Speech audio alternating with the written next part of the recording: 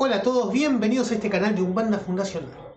Hoy, con una nueva palestra, una nueva enseñanza, seguimos hablando de doctrina umbandista, vamos a hablar de los estados de conciencia, de la meditación, vamos a hablar de esos espíritus sufridores, vamos a hablar de los vampiros energéticos, entre otras cosas. Comenzamos, voy a poner la diapositiva. Acá estamos con la diapositiva. Estados de conciencia. Los estados de conciencia son la forma que tiene cada uno de ver la vida. La conciencia es el conocimiento de uno mismo y la capacidad de conocer el entorno. Cada persona tiene su estado de conciencia y éste evoluciona por las vías de las experiencias. Cada uno tiene una determinada frecuencia vibratoria relacionado o en función de su estado de conciencia. Las personas en sintonía se acercan y en desintonía se alejan. Cuando estamos dormidos aparece el ego y cuando despertamos disminuye elevando la conciencia. Detrás del ego hay miedo, hay envidia, hay celo, etc.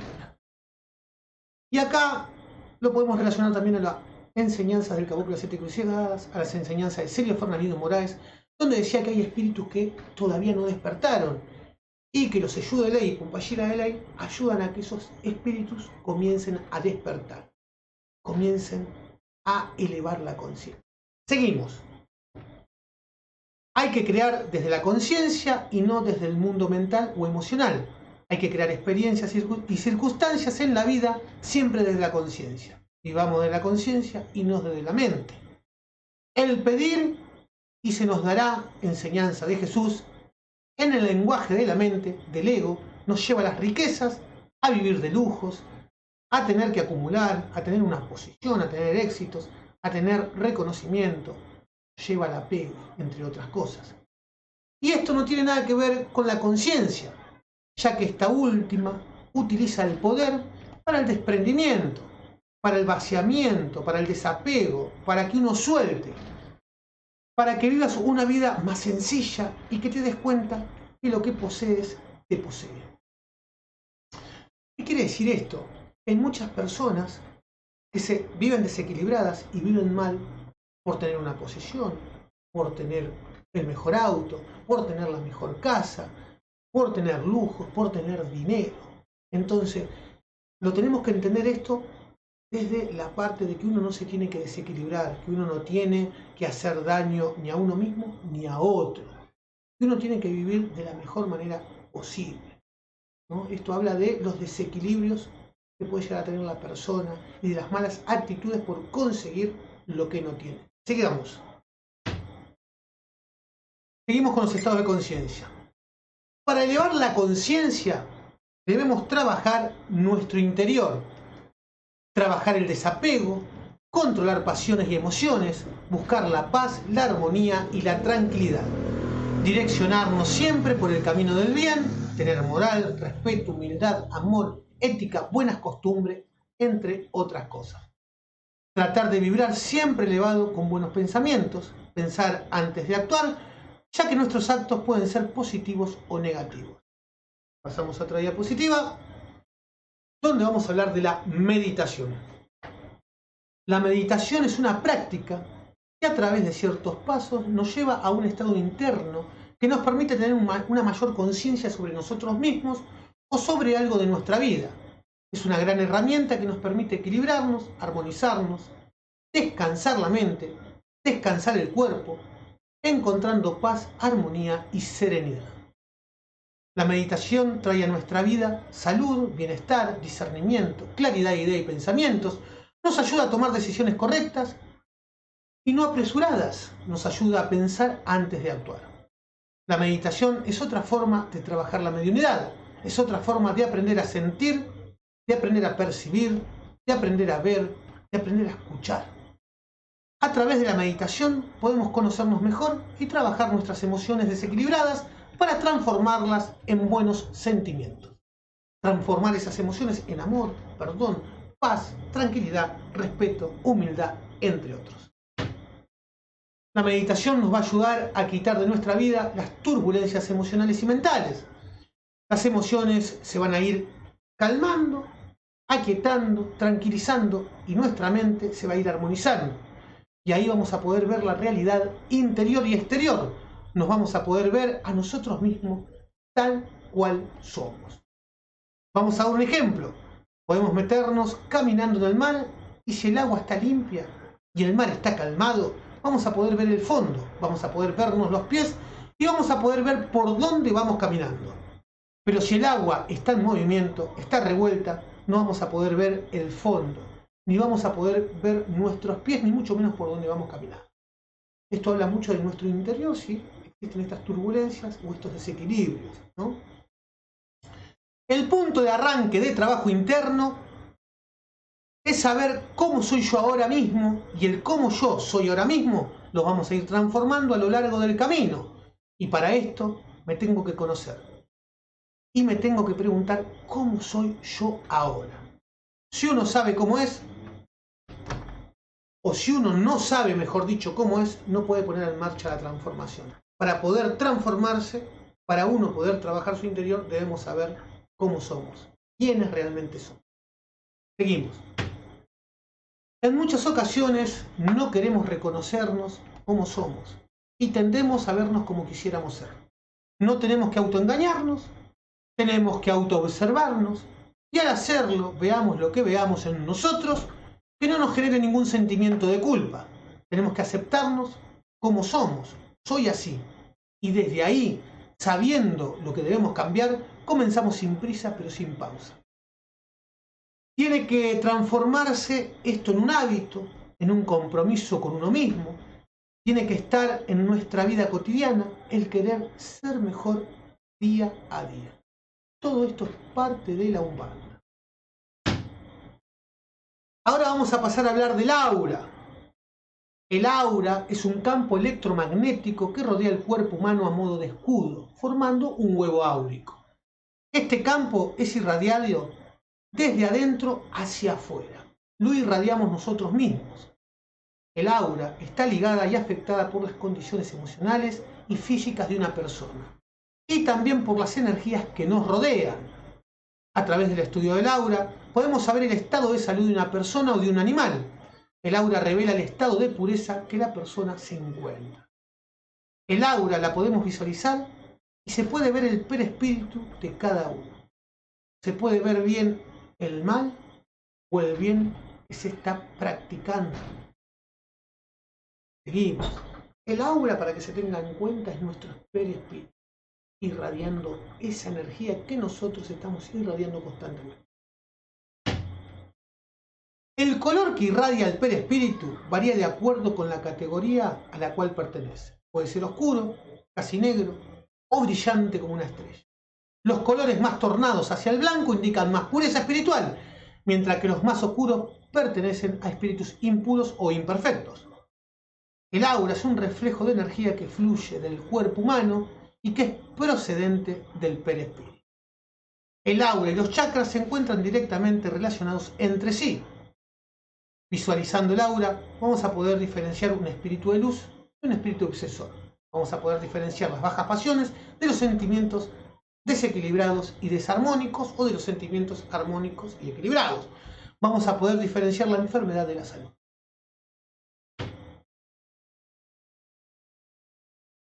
Para seguir hablando del aura, podemos decir que en una sesión, ¿no?, cuando un medium vidente puede ver el aura, puede darse cuenta que los espíritus que se manifiestan son positivos o negativos. Esa es una forma. La mediunidad también de sentir y de percibir. La mediunidad de incorporación. Hay diferentes tipos de mediunidades que a nosotros nos pueden mostrar qué clase de espíritu es el que se está manifestando en un medium o en una persona. Seguimos. Cuerpo físico y cuerpo etérico. Todos nosotros tenemos un cuerpo físico y un cuerpo etérico. El cuerpo físico lo construimos con la alimentación, con las bebidas. Y para tener salud debemos comer sano, comer sutil. También debemos hacer ejercicios. Nosotros, para alimentar nuestro cuerpo y que él esté sano, obviamente tenemos que comer sin grasa, sin picante, siempre más cosas sutiles, no cosas pesadas ni densas. Y eso va a ayudar a que nuestro cuerpo esté saludable. El cuerpo etérico o perespíritu también lo estamos construyendo y modificando a cada momento. Y las turbulencias emocionales lo debilitan. El perespíritu es quien transmite la vitalidad en nuestro cuerpo, pero también transmite las influencias de nuestro mundo emocional y mental. Él absorbe las turbulencias emocionales y se las pasa al cuerpo físico. Y esto puede producir diferentes síntomas en nuestro cuerpo. Como por ejemplo, presión en el pecho, malestar al respirar, aceleración del ritmo cardíaco, entre otras cosas.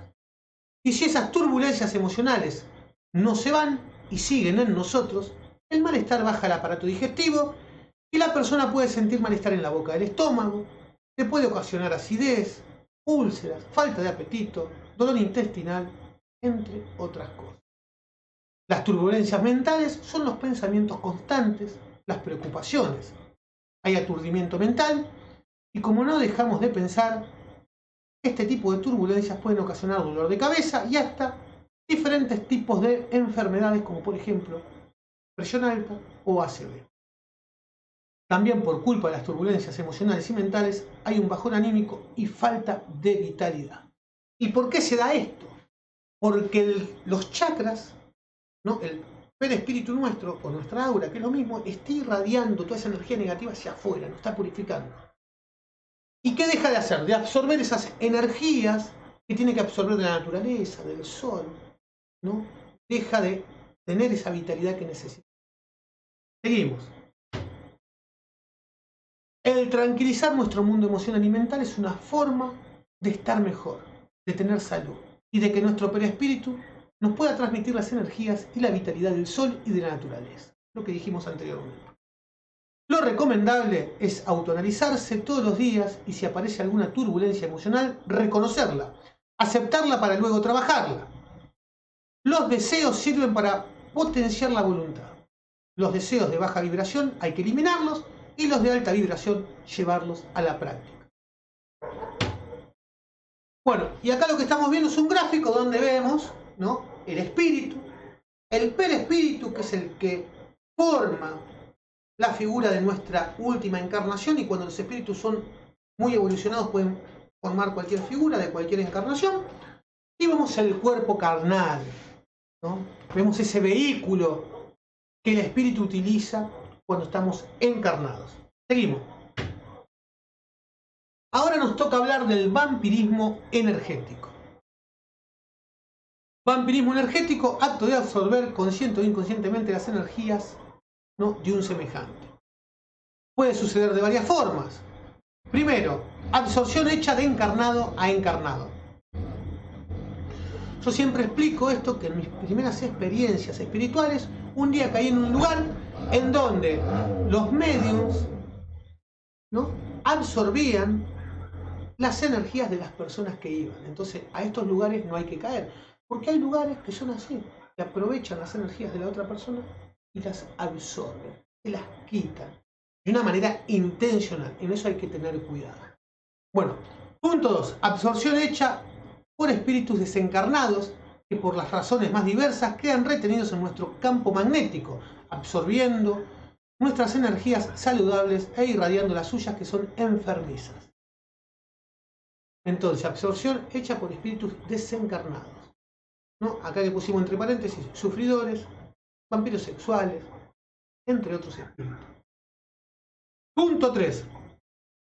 Absorción de energías localizadas en las fajas vibratorias existentes alrededor de todo ser humano, que se derivan de nuestro magnetismo mental, ¿no? La persona cuando está negativa atrae, ¿no?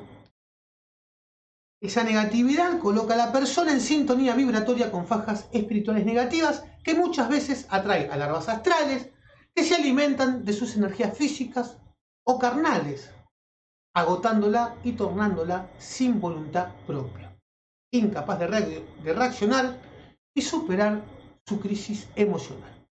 Y acá tenemos los parásitos, las larvas astrales, entre otras energías negativas que cuando nosotros estamos desequilibrados, desarmónicos, por la ley de atracción, por la ley de afinidad, podemos atraer esta clase de energías y después nos va a costar mucho quitar, ¿no?, En este caso, como hablamos en otras clases, hay que hacer los baños de descarga y hay que hacer la imposición de manos y diferentes técnicas para poder limpiarnos y armonizar. Seguimos. Cuarto punto, magia negra o magia negativa. Alcanza el aura de las personas abriendo agujeros por donde escapan, ¿no?, sus energías físicas y espirituales. Entonces, magia negra o magia negativa alcanza el aura de las personas abriendo agujeros por donde escapan sus energías físicas y espirituales. Acá entran los trabajos negativos, ¿no? Diferentes tipos de trabajos negativos, como los amarres, como las demandas, cosas que no tienen nada que ver con la humana. Punto 5. Ovoides son enviados al campo electromagnético de la persona y atraídos para dentro del campo energético espiritual, donde se alojan y pasan a transmitir sus dolores, sus anfitriones, alimentándose de sus energías. Son como quistes, son espíritus, ¿no? Los ovoides son espíritus en un estado de perturbación tan profunda que han perdido la conciencia y la forma humana. Estos ovoides también son enviados, ¿no?, para hacer daño a la persona. Y se quedan ahí como quistes, que son espíritus muy perturbados, muy del bajo astral, muy desequilibrados. Bueno, acá vemos, ¿no?, una foto o un gráfico de un obsesor. Causa de las obsesiones espirituales. Vamos a ir con este tema. Básicamente la obsesión tiene 4 causas. Primera causa, las causas morales. Son aquellas provocadas por la mala conducta del individuo en la vida cotidiana. Al andar mal con la vida y con las personas, estamos sintonizando nuestros pensamientos con los espíritus inferiores y los atraemos hacia nosotros. De este intercambio de influencias puede nacer una obsesión. Vicios mundanos, como el cigarrillo, la bebida en exceso, el orgullo, el egoísmo, la maledicencia, la violencia, la avaricia, la lujuria, ¿no? Y todos estos sentimientos desequilibrados pueden unirnos a entidades espirituales infelices y potenciar por la ley de atracción también todos los síntomas. Punto número 2. Las causas relativas al pasado son aquellas provenientes del proceso de evolución a que todos los espíritus están sujetos en sus experiencias reencarnatorias. Por ignorancia o libre albedrío, un ser puede cometer faltas graves en perjuicio del prójimo. Si la desavenencia entre ellos genera odio, el desentendimiento puede perdurar por encarnaciones y puede llevar a odios, peleas, deseos de venganza y persecución. Casos así pueden dar origen a procesos obsesivos tenaces. Verdugos y víctimas continúan alimentando los sentimientos de rencor y odio de uno para el otro.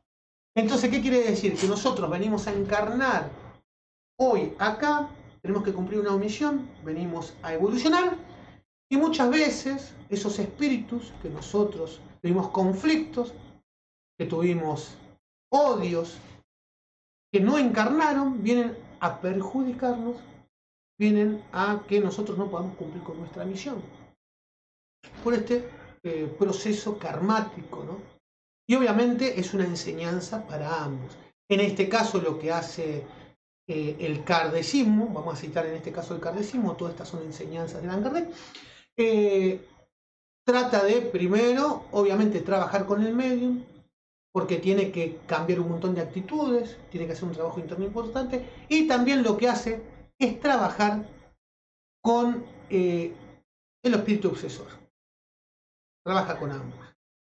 Lo que se hace generalmente dentro de la Umbanda es que los guías espirituales, si tienen el permiso de la ley mayor y la justicia divina, llegan a ese obsesor donde corresponden y hacen el trabajo que tienen que hacer con el medium, un trabajo muy interno, ¿no? El medium tiene que trabajar su interior. ¿Para qué? Para que esto no suceda.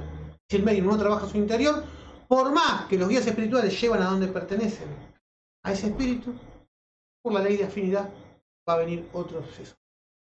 Y va a ser el cuento de nunca acabar. Por eso hay que trabajar mucho el interior. Seguimos. Punto 3. Las contaminaciones espirituales. Suceden cuando una persona frecuenta simplemente visita ambientes donde predominan las influencias de espíritus inferiores o negativos. Los lugares donde se practica la hechicería son propensos a contaminaciones obsesivas desde que haya afinidad moral con el ambiente, ¿no? Donde se practica la magia negativa. Espíritus atrasados, vinculados al lugar donde la persona fue, se envuelven en su vida mental perjudicándola. Y muchas veces, por ahí no quiere decir que la persona sea una persona negativa o malvada, sino que la persona está teniendo un problema, en ese momento está desequilibrada, está mal, va a un lugar en busca de ayuda y esa sintonía que ella tiene atrae a esa clase de espíritu. O va a ese lugar y en vez de ser un lugar de bien y hay espíritu negativo, se pega a esa clase de espíritu o energía. Y después hay que trabajar no el doble para poder ayudar a esa persona. Por eso hay que tener mucho cuidado y conocer bien los lugares donde uno frecuenta. Punto 4. La causa anímica o de autoobsesión. Son causas producidas por una influencia mórbida residente en la mente del propio paciente por causa de vicios de comportamiento y por el cultivo de padrones enfermizos de pensamientos que causan desequilibrios en su área emocional. No, muchas tendencias autoobsesivas son provenientes de experiencias desdichadas relacionadas a las vidas pasadas del enfermo. En este caso puede haber angustia, depresiones, preocupaciones en exceso por su propia salud, preocupaciones por cosas que no han pasado, por su futuro, siguen pensando en cosas que sucedieron en el pasado constantemente. ¿Qué más? Manías de persecución, carencias inexplicables pueden ser parte del proceso autoobsesivo. Las personas se autotormentan a sí mismas. Pasamos a influencia de los espíritus en los encarnados. Los espíritus ven todo lo que hacemos y siempre estamos rodeados de ellos. Pueden escuchar nuestros pensamientos y pueden influenciar en nuestros pensamientos y acciones. Los espíritus imperfectos son instrumentos destinados a probar la fe y la constancia de los hombres en el bien. Y cuando actúan en una persona malas influencias es porque ella misma las atrae con el deseo del mal, con sus pensamientos. Y los espíritus inferiores acuden a ayudar en el mal cuando la persona así lo desea. Si una persona tiene inclinación por el crimen, solo tendrá a su lado nube de espíritus que fomentarán en ella esos pensamientos. Pero también habrá a su lado otros espíritus que tratarán de influenciar al individuo hacia el bien, lo cual establece el equilibrio y deja a la persona dueña de escoger el camino a tomar. Así deja Dios liberada nuestra conciencia la elección del camino que debemos seguir. Tenemos libre albedrío, libertad de elección. O sea, por un lado tenemos esos espíritus que quieren que nosotros hagamos las cosas mal y por el otro lado tenemos esos espíritus que nos ayudan a evolucionar. Depende de nosotros a quienes escuchamos, por nuestro libre albedrío. En el libro de los espíritus preguntan, ¿podemos liberarnos de los espíritus negativos? Los espíritus de luz que contestan, sí, cambiando nuestros pensamientos y deseos, realizando siempre el bien, rechazando siempre las influencias de los espíritus inferiores o negativos, no prestando oído a espíritus que despierten en nosotros malos pensamientos o que fomenten la discordia o las pasiones viles, desconfiar de los espíritus que halagan nuestro orgullo, ya que ese es nuestro lado débil. ¿Qué siguen diciendo? Cuando los espíritus negativos no pueden obtener nada de un encarnado, se alejan. Ceden, pero buscan el momento de debilidad o el instante propicio para actuar como el gato con el ratón. Ningún espíritu recibió la misión de hacer el mal, y cuando lo cometen es por su propia voluntad, y por lo tanto sufren sus consecuencias. Dios puede permitirle que lo haga para probarnos, y a nosotros toca rechazarlos. Seguimos con otra diapositiva. ¿Le es posible a una persona ahuyentar por sí misma a los malos espíritus y liberarse de su dominio? ¿Qué contentan los espíritus? siempre se puede cortar un yugo. Yugo es dominio u opresión, con tal de que se tenga firme voluntad de hacerlo. Vamos a otra pregunta. ¿Otra persona puede ayudar a que cesen los ataques espirituales que sufre un individuo? ¿Qué contenta a los espíritus? Si se trata de un hombre de bien, su voluntad puede ayudar apelando al concurso de los buenos espíritus, porque cuanto más hombre de bien se es, tanto más poder se tiene sobre los espíritus imperfectos para alejarlos y sobre los buenos para atraerlos. Sin embargo, ese hombre sería impotente si el subyugado no presta su cooperación. Hay personas que se complacen en hallarse bajo una dependencia que halaga sus gustos y sus deseos. Entonces, la otra persona tiene que querer ser ayudada, si no, no se puede hacer nada. En todos los casos, aquel cuyo corazón no sea puro no podrá ejercer ninguna influencia en los espíritus buenos. ¿No? ¿Por qué? Porque los espíritus buenos no lo atienden y los malos no le temen. Es necesario que la persona que está pasando por una obsesión espiritual haga lo necesario para destruir en sí mismo la causa que atrae a los malos espíritus. Los espíritus buenos simpatizan con los hombres de bien, los que son susceptibles de mejorarse, y los espíritus inferiores o negativos con las personas viciosas o que pueden llegar a serlo. Bueno, y acá vamos a pasar a hablar de Kiumba, Egún, obsesor y sufridor para algunas doctrinas, algunas tradiciones. Son terminologías, ¿no? Es apenas un nombre que clasifica un grupo de espíritus. ¿Qué es un Kiumba? Es un espíritu del bajo astral. La palabra Kiumba tiene una connotación negativa por naturaleza. Es un espíritu mentiroso, de malas intenciones, maléfico, oscuro, denso. Es un espíritu que está en contra de Dios y de sus leyes. Los Kiumbas utilizan la sangre animal para poder ser más fuertes. El ectoplasma utilizan de la sangre, la energía vital de ese animal. La utilizan para poder hacer sus manifestaciones, sus materializaciones y hacerse pasar por Eyudelei o Pompayira de Ley. ¿Qué es un Egún? El término Egún nace del culto en Gungun, que es el culto a los espíritus. Con el pasar del tiempo esta palabra se desprendió y Egún se quedó como un término para denominar a todo espíritu. Egún igual a espíritu. Para algunas corrientes umbandistas, Egún es un espíritu negativo y malévolo. Para otras es lo que dije recién, simplemente un espíritu. Puede ser malo o puede ser bueno. Seguimos. Sufridores son espíritus que siguen sintiendo, ¿no?, los disgustos, los problemas, las dolencias que tenían antes de su desencarne, antes de morir. Estas dolencias permanecen vivas en su mente, proyectándose en su perespíritu, y ellos continúan sintiendo los mismos dolores, las mismas angustias de sus últimos momentos en la tierra. ¿Y qué es un obsesor? Son espíritus que siguen apegados a los bienes materiales, a sus casas, a los muebles, al dinero, al trabajo, a las amistades, a los placeres terrenales, y que perjudican a las personas por culpa de sus desequilibrios y sus bajas pasiones, causando daño y sometimiento. Esto es un obsesor. Él tiene una obsesión hacia otra persona encarnada o desencarnada, o hacia otro espíritu.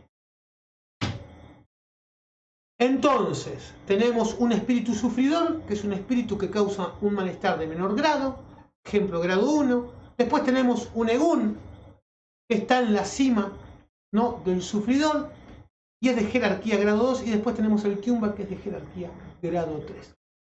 Puede haber una doctrina con estos conceptos. Esto lo vamos a encontrar mucho con Adelito Simoy y con sus enseñanzas. Entonces, los Kiumbas esclavizan a los Egúnes a los sufridores. Dentro de la jerarquía de los Kiumba, ¿no?, tenemos los famosos magos negros.